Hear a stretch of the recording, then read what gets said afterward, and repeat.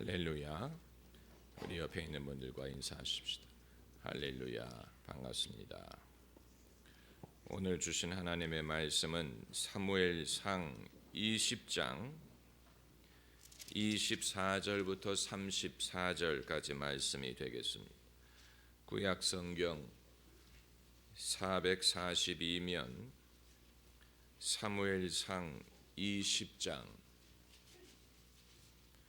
24절부터 34절까지 24절부터 34절까지 함께 읽겠습니다. 다윗이 들에 숨으니라.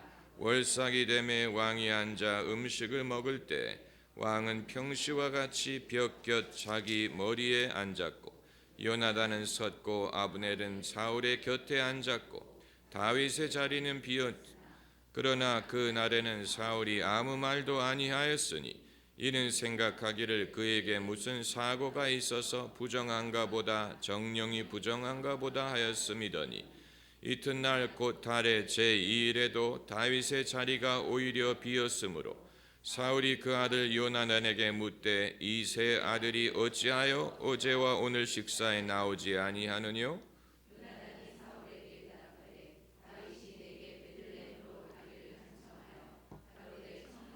나로 가게 하라. 우리 가족이 그 성에서 제사할 일이 있으므로 나의 형이 내게 오기를 명하였으니 내가 내게 사랑을 받거든 나로 가서 내 형들을 보게 하라 하였으므로 그가 왕의 식사 자리에 오지 아니하였나이다.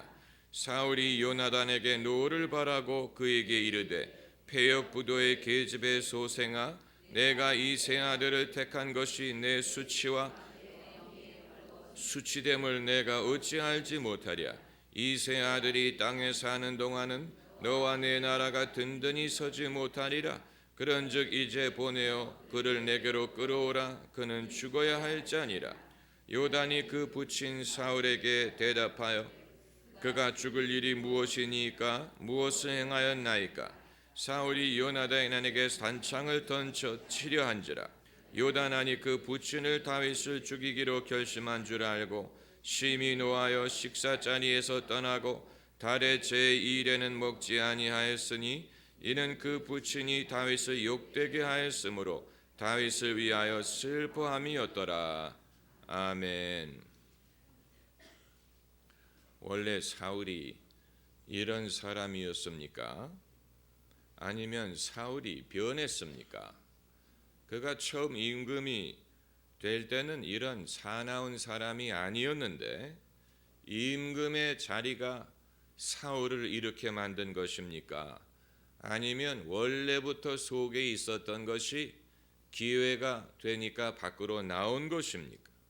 왜 사울이 더 폭력적인 사람이 되고 더 악해지고 이것이 정상적인 사람의 모습입니까? 어떤 사람들은 사울이 정신질환을 앓았을 것이다 라고 주장하는 사람이 있는데 그것은 아니라고 봅니다. 만일 그가 앓은 것이 정신질환이라면 성경은 그것을 굳이 말하지 않았을 것입니다. 왜냐하면 성경은 인간의 질병에 대해서 말하는 책이 아니기 때문에 그렇습니다. 그러므로 사울의 변화는 병리적인 변화가 아니고 인격적인 변화고 영적인 변화에서 비롯된 것입니다. 하나님이 사울에게 왕의 자리를 주었다가 빼앗았습니다. 원래 이 자리는 사울의 자리가 아니고 하나님이 그에게 선물로 주신 것입니다. 그런데 사울이 그것을 제대로 감당하지 못했기 때문에 하나님이 후회하시고 그래서 그 자리를 빼앗았습니다. 그렇다고 사울을 당장 쫓아낸 것은 아닙니다. 그러나 벌써 사람들의 마음이 사울을 떠나서 다윗에게로 옮겨가기 시작했습니다.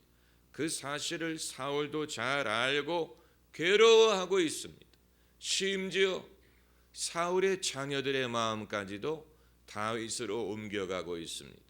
사울의 딸 미갈은 이미 다윗의 아내고 다윗을 사랑하고 있고 사울의 아들 요나단도 사울의 가장 친한 친구요 다윗을 자기처럼 사랑한다 그랬습니다.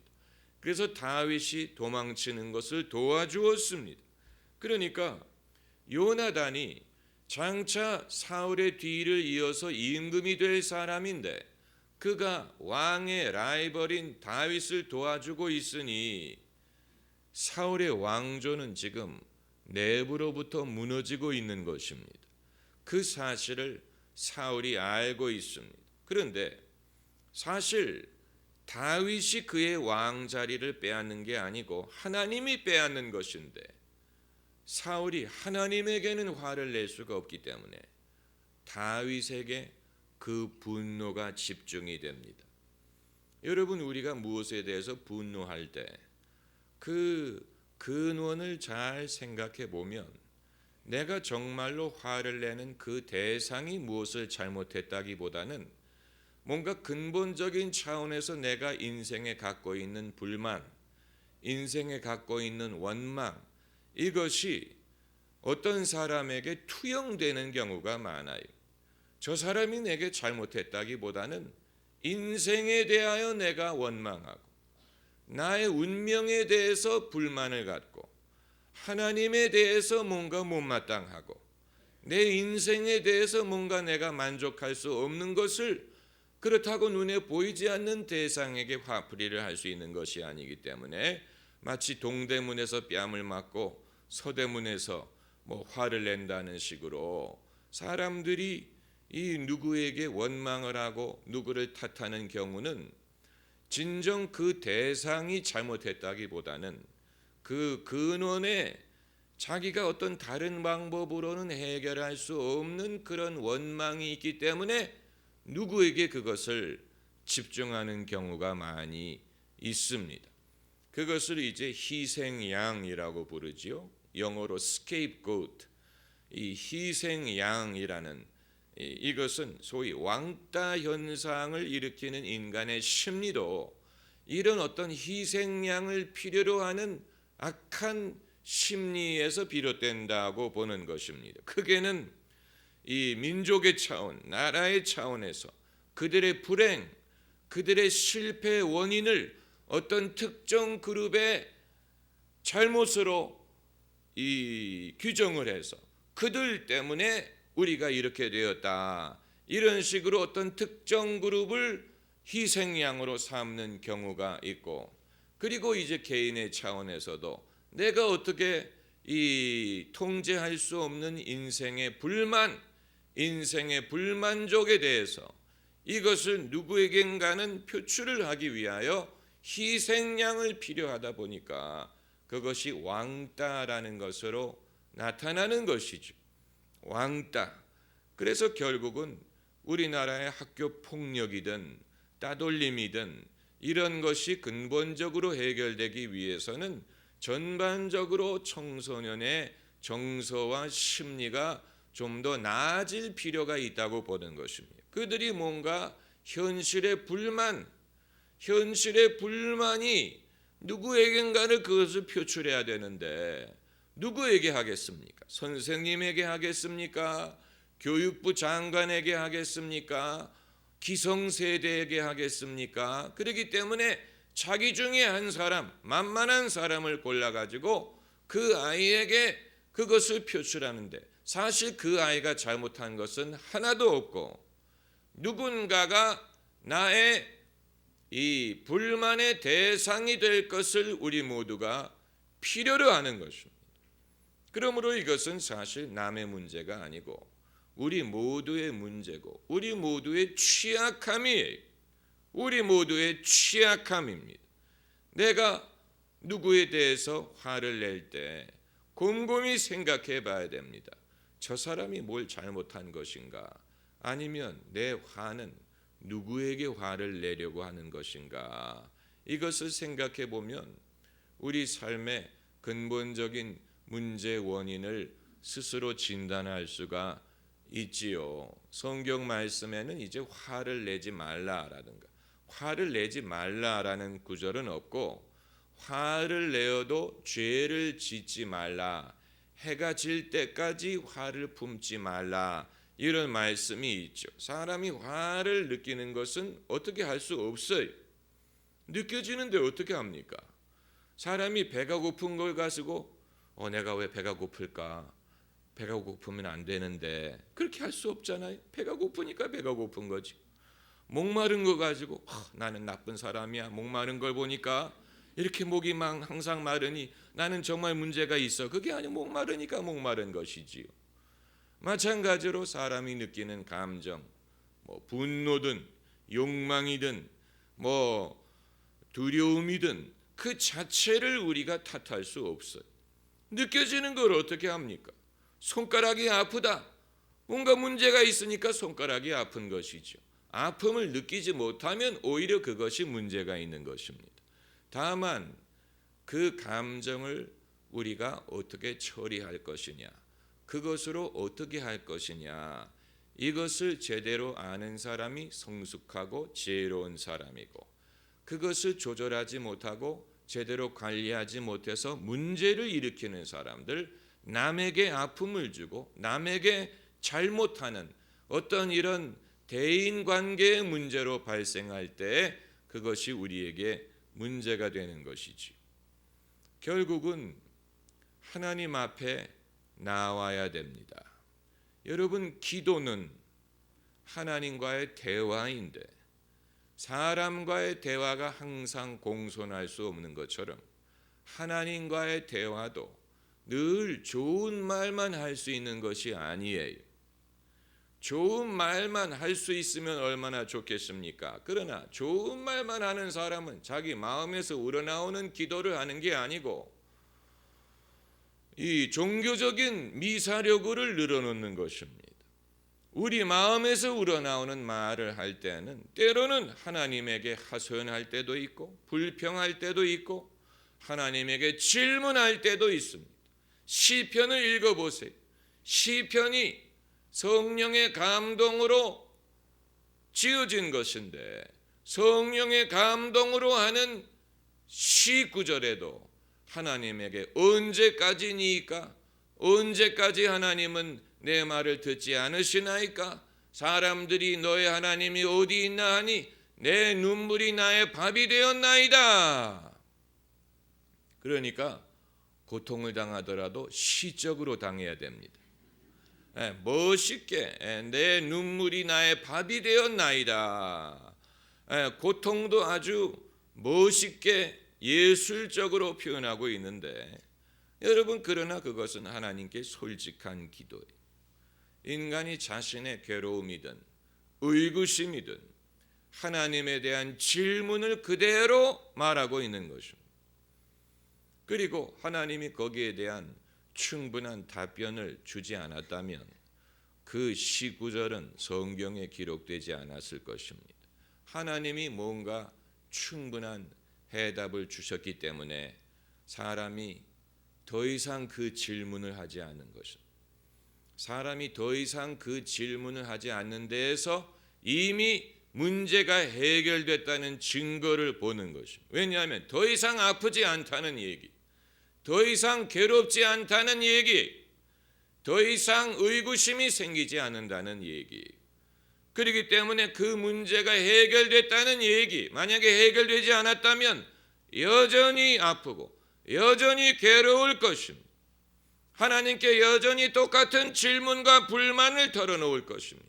그러나 그렇게 하지 않는다는 데에서 그 문제가 해결되고 평강을 얻고 그리고 인간의 영혼이 성숙할 수 있다는 것을 보여주는 것. 성장통이라는 게 있죠. 아이들도 막 자라날 때 다리가 아프고 이런 성장통을 겪는 것처럼 사람의 영혼이 성장하기 위해서도 성장통이라는 것을 겪습니다. 고난이라는 것, 괴로움, 이런 것을 통과하면서 자기의 신앙이 자라나고 영혼이 자라나는 것이지. 그것이 아무런 이 대가 없이, 아무런 이 어려움 없이 이 자라날 수 있는 것은 아닙니다. 그래서 이제 사울이 그 사실을 알고 있는 것, 하나님이 왕의 자리를 빼앗아 가는데 그 화살을 다윗에게로 돌리는 것입니다. 다윗이 반역자다. 사람의 마음을 다윗이 빼앗아갔다.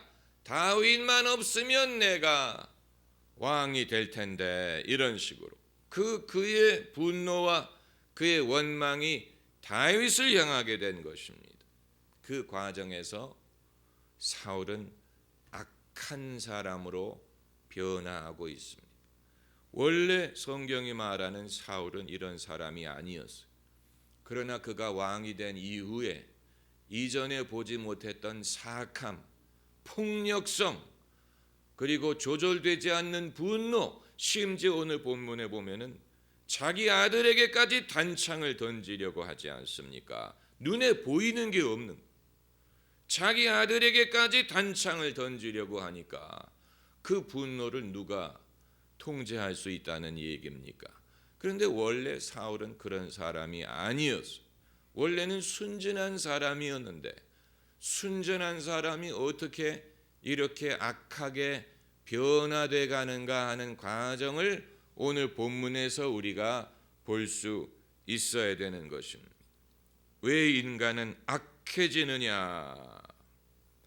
자기가 누리던 것을 잃는 과정에서 악하게 되든가 아니면 성장하든가 둘 중에 하나입니다. 자기가 누리던 것을 잃게 될 때, 차라리 그것이 없었을 때는 괜찮았어. 사울이 임금이 되기 이전에는 괜찮았어. 그런데 임금이 돼서 그 영광과 그 특권을 누리게 되면서 한번 그 맛을 본 이후에 그것을 놓을 수가 없는 것입니다. 이제는 이것이 내 것이 된 거예요. 이제는 이 자리가 나의 권리가 된 거예요. 하나님이 선물로 주신 것인데 이제는 나의 당연한 권리가 됐어요. 누구든 이것을 빼앗으려고 할 때 개가 이빨을 드러내는 것처럼 사람이 자기의 이빨을 드러내면서 사나워지면서 폭력적이 되면서 이제는 내 것을 아무도 빼앗지 못한다. 이런 과정에서 인간이 이전에 볼 수 없었던 악한 면이 드러나게 되는 것입니다. 여러분, 이건 무서운 현상입니다. 성경에 등장하는 인물들 대부분은 애초부터 무엇을 갖지 못했던 사람들이 아니고 애초에 무엇을 가졌다가 그것을 잃은 사람들입니다. 애초부터 없었던 게 아니고 애초에 무엇을 가졌다가 그것을 잃은 사람입니다. 그 대표적인 예가 아담이 애초에 에덴 동산을 누릴 수 있었다가 에덴 동산에서 쫓겨났어요. 더 이상 에덴 동산에서 살 수 없게 되었지요. 최초의 인간이 그러했습니다. 최초의 인간이 애초에 무엇을 누리다가 그것을 잃어버린 사람. 또 탕자의 비유에 나오는 그 탕자도 마찬가지. 그는 애초에 큰 부잣집 아들이었어요. 많은 유산을 물려받은 사람이었어요. 많은 것을 가진 사람이었어요. 그런데 그가 먼 나라에 가서 허랑방탕하게 살면서 그 유산을 탕진했습니다. 그렇기 때문에 탕자라고 부른 것입니다. 탕진했기 때문에. 그러니까 애초부터 그가 가난했다면 비참하지 않은데 애초에는 큰 부자였다가 그것을 탕진했기 때문에 더 비참해진 것입니다. 욥의 경우도 이와 비슷한 면이 있지만 욥은 좀 다른 내용이기 때문에 제외하겠습니다.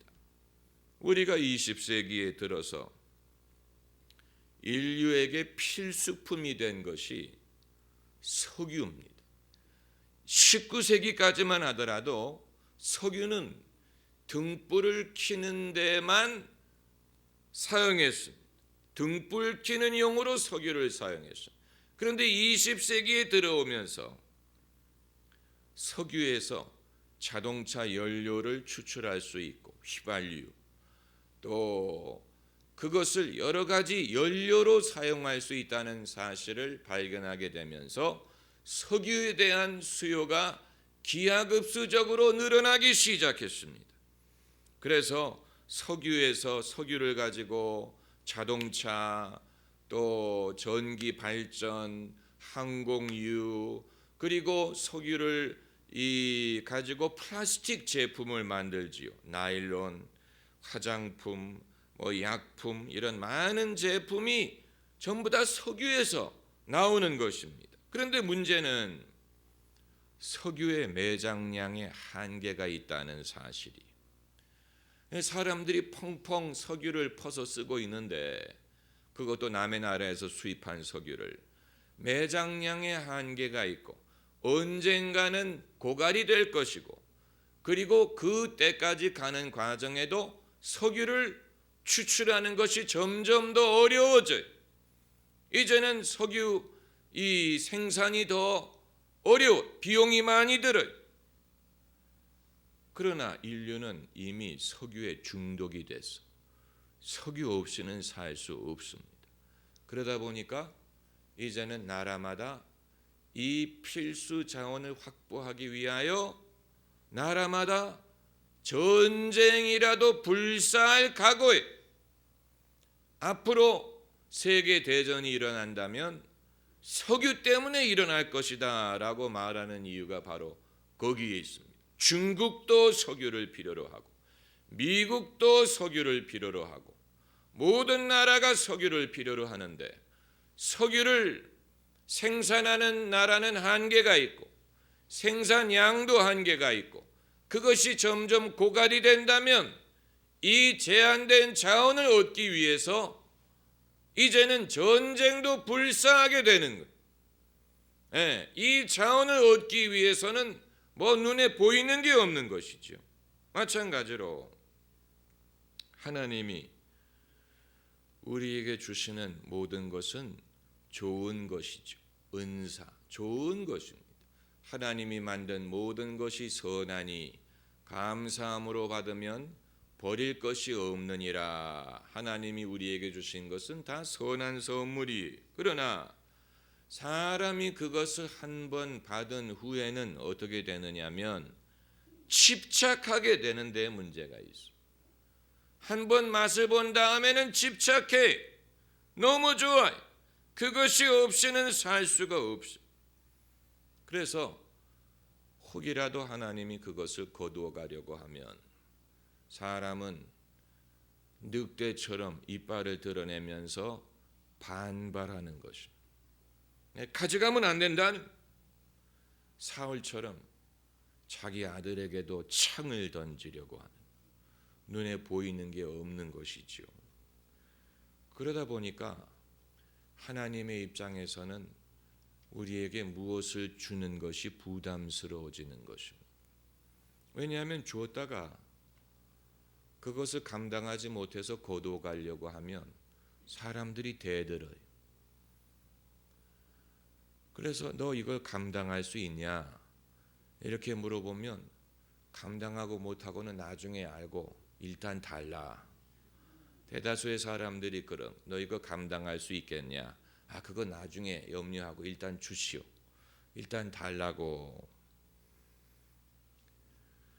여러분, 이것은 어려운 일입니다. 사람에게 제일 하기 어려운 말이 뭔지 아십니까? 돌아가실 준비하십시오라는 말. 이건 어떻게 보면 당연한 말인데, 사람이 언젠가는 세상을 떠날 수밖에 영원히 살 수 없지요. 그러나 누구에게 돌아가실 준비하십시오 하면 노여워합니다. 나보고 죽으래. 당연한 얘기인데 당연한 말을 할 수가 없어. 사람들이 노여하고 분노하고 섭섭해하고 시험에 듭니다. 이것은 마치 임금에게 그 자리를 내려놓으시지요라고 말하는 것과 같습니다. 그것은 역적 행위입니다. 반역입니다. 나라에서 지을 수 있는 제일 큰 죄가 역적 국적죄, 임금에게 그 자리 내려놓으라 이 말하면 살아남을 수가 없어요. 사울에게 그 말을 할 수 있었던 유일한 사람이 누굽니까? 사무엘이죠. 사무엘이 그걸 말했어요. 하나님이 이 자리를 빼앗아 당신의 마음에 합한 자에게 주시리라. 그러나 사무엘도 나중에는 조심할 수밖에 없었습니다. 그런데 생각해 보면 누가 처음부터 왕이었던 사람이 있습니까? 사울이 처음부터 왕이 아니었어요. 하나님이 그 자리를 그에게 은혜로 주셨는데, 그러나 한 번 그 자리를 얻은 다음에는 당연한 자기의 권리로 생각을 하고, 누가 그것을 위협한다고 생각할 때 그 사람은 당연히 나의 적이 되는, 그게 누구든 다윗이든 자기 딸이 다윗에게 시집갔기 때문에 이제 딸도 출가 외인이고, 자기 아들이 다윗의 가장 베스트 프렌드이기 때문에 이제는 요나단도 믿기가 어려운, 그러니까 애초부터 그럼 왜 임금이 됐냐, 당신이 이것을 통해서 무엇을 이루려고 하느냐, 그것까지도 이제는 불확실해지는 것입니다. 내가 이 일을 통해서 이루고자 하는 것이 무엇이냐, 그것도 잘 몰라요. 이 인간의 비극적인 면을 보여주고 있습니다. 그렇다면 아마 여러분 이런 질문하실 겁니다. 그럼 빼앗지 말고 그냥 갖게 하지 왜 빼앗느냐? 그것이 인간의 비극입니다. 아담이 에덴 동산에 그냥 있지 왜 쫓겨납니까? 쫓겨날만 하니까 쫓겨난 거지. 탕자가 그 아버지 집에 그냥 있지 왜 먼 나라로 갑니까? 그러나 일단 유산을 받고 나니까 자기 혼자 살 수 있다고 생각하는, 아버지의 간섭을 받고 살고 싶지 않은 거예요. 그래서 떠나간 거예요. 이것이 인간의 비극의 시작이에요. 이 비극의 시작에는 인간의 미련함, 허영, 교만함이 있는 거예요. 그러니까 떠나가기로 한 것이 미련한 것이고 허영이고 교만한 거예요. 아버지의 간섭 없이 나 혼자 얼마든지 살 수 있다. 마찬가지로 사울에게도 교만과 허영이 생긴 것입니다. 그 영광을 누리다 보니까 허영이 생기고 교만해지고 자기가 옳다고 생각이 되고 이제는 아무의 말도 들으려고 하지 않습니다. 그래서 점점 더 빼앗길 수밖에 없는 상황을 만들어가는 것입니다. 하나님이 빼앗으려고 하다가도 회개하면 마음을 바꾸실 수 있는데 이제는 점점 더 빼앗길 수밖에 없는 상황을 스스로 만들어가는 거예요. 이제는 돌이킬 수 없는 그런 상황이 되는 것이지요. 이 구글의 이 모토가 악하지 말라라는 것이었죠. 구글 컴퓨터 검색할 때 구글을 쓰지 않습니까? 그런데 처음에는 악하지 말라라는 정신으로 시작을 했는데 구글이 전 세계적인 영향력을 갖게 되니까 구글도 점점 어떻게 될까요? 악해지는 거예요. 왜냐하면 점점 그 기득권이 커지니까 약탈자의 마음을 갖게 되는 거죠. 악하지 말자라고 시작을 했는데 이제는 자기의 이 영역을 위협하는 자에 대해서는 약탈자의 마음을 가질 수밖에 없는 그런, 여러분 그러니까 이건 남의 얘기가 아니고 거의 모든 사람에게 공통적으로 발생하는 현상이라고 보면 나와 어떤 상관이 있는지를 알 수가 있습니다. 사울뿐만이 아니고 우리 모두는 과거 순진했을 때로 돌아갈 수는 없습니다. 인류가 기름을 쓰기 이전의 상태로 돌아갈 수 없는 것처럼 상상해 보세요.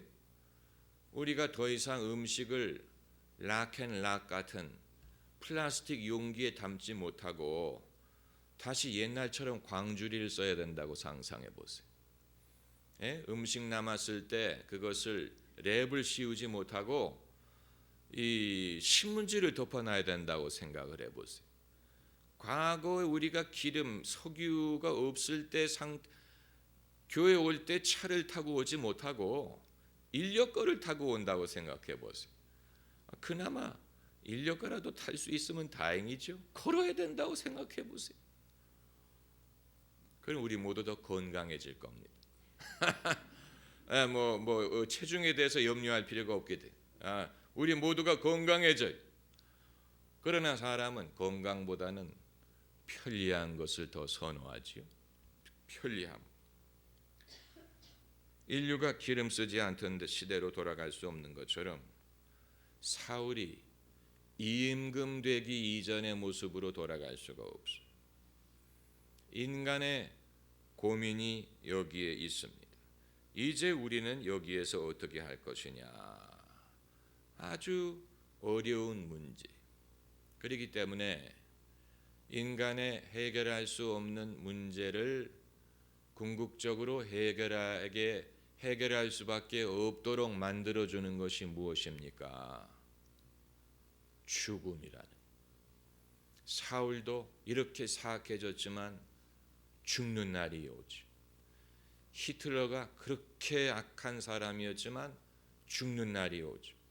스탈린이 자기 나라를 그야말로 공포로 다스렸지만 스탈린이 죽는 날이 와.